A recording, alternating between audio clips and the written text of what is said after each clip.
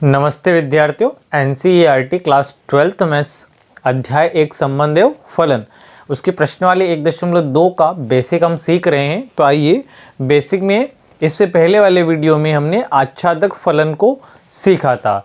अब हम सीखेंगे अंतःक्षेपी फलन को। तो अंतःक्षेपी फलन को भी हम जो है तीर आरेख विधि से और उसके पश्चात जो हमारा सूत्र विधि होती है, सूत्र के आधार पे जो होता है पहचानना अंतःक्षेपी फलन को, वो सीखेंगे। तो आइए देख लेते हैं। अंतःक्षेपी फलन आपका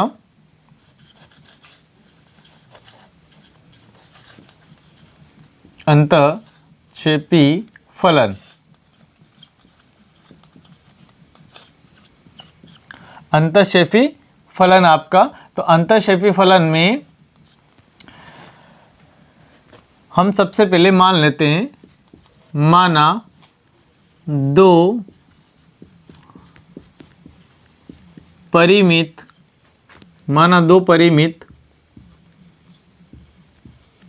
समुच्चय ए और बी हैं यदि परिमित समुच्चय ए और बी हैं यदि प्रतिचित्रण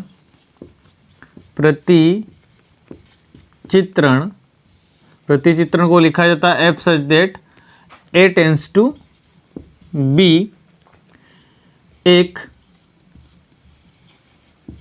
अंतःक्षेपी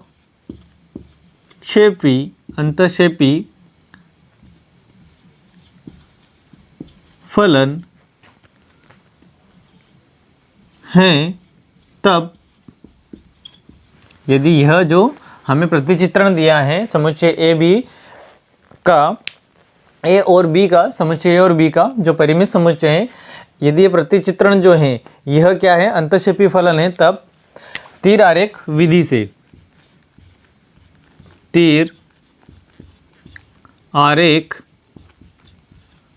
से यदि हमारे जो समुच्चय हैं वो परिमित हैं तो हमें तीर आरेख विधि से सीखना है। ठीक है, तो यहाँ पे हम मान लेते हैं ये ए नाम का समुच्चय है और ये बी नाम का समुच्चय है।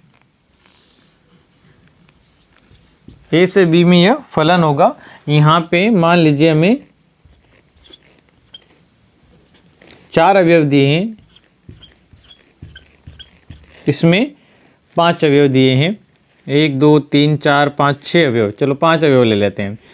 तो यदि ये इसके साथ संबंध बना रहा है या प्रतिबिंब बना रहा है, ये इसके साथ पूर्व प्रतिबिंब बना रहा है, ये इसके साथ पूर्व प्रतिबिंब बना रहा है, ये इसके साथ पूर्व प्रतिबिंब बना रहा है, ये इसके साथ पूर्व प्रतिबिंब बना रहा है।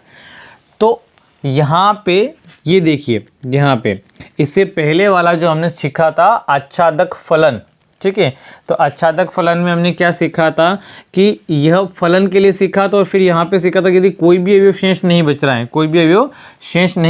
कौन से, दूसरे वाले गोले में या दूसरे वाले समुच्चय में यदि कोई भी अवयव शेष नहीं बचता है तो वहाँ पे कैसा होता है, आच्छादक होता है। और आच्छादक जो है ठीक उसका उल्टा क्या है, अंतःक्षेपी है। तो यहाँ पे हमें लिखना है नोट करके, नोट समुच्चय बी में एक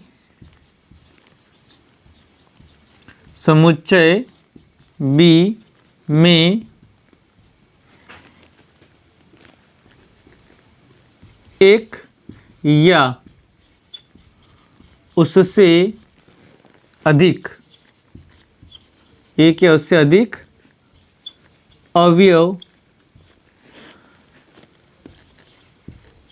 छूटना चाहिए। ये आपको याद रखना है इसमें, ठीक है।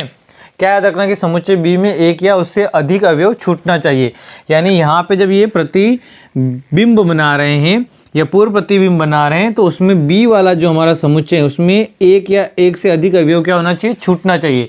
तो यदि एक से अधिक अवयव या एक अवयव छूट रहा है तो आपका जो फलन होगा वो कैसा होगा, अंतःक्षेपी होगा। तो यहाँ पे लिखेंगे अतः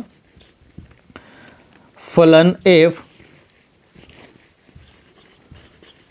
अतः फलन f एक अंतःक्षेपी फलन होगा। ठीक है, आ रही समझ में बात आपको?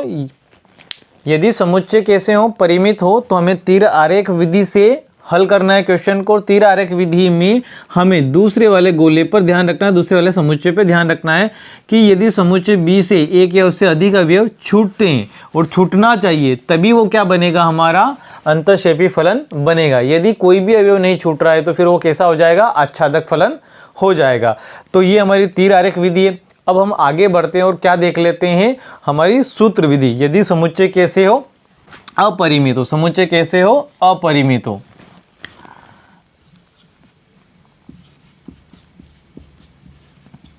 यदि समुच्चय अपरिमित हो तो आइए हम देख लेते हैं।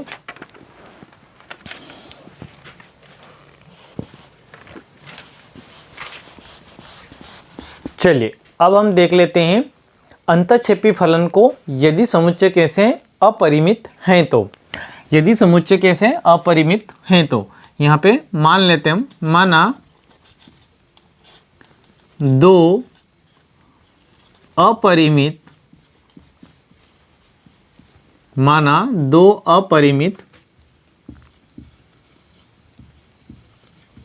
समुच्चय n और n हैं, तब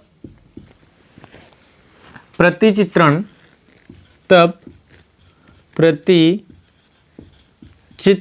जिसे मैपिंग भी कहते हैं इंग्लिश में, प्रतिचित्रण f such that n tends to n हैं।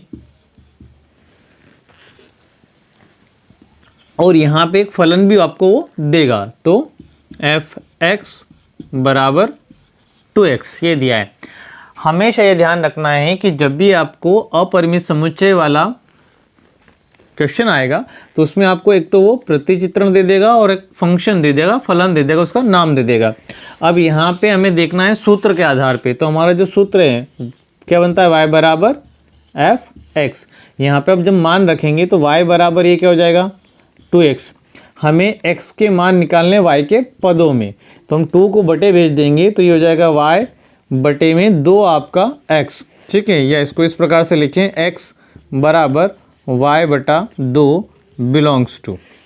अब यहाँ पे हमें चेक कर लेना है कि बिलोंग्स टू है या नहीं है। यदि इसमें बिलोंग्स टू आ जाता है तो फिर वो कैसा फलन होगा, आच्छादक फलन होगा। और नॉट बिलोंग्स टू आ जाए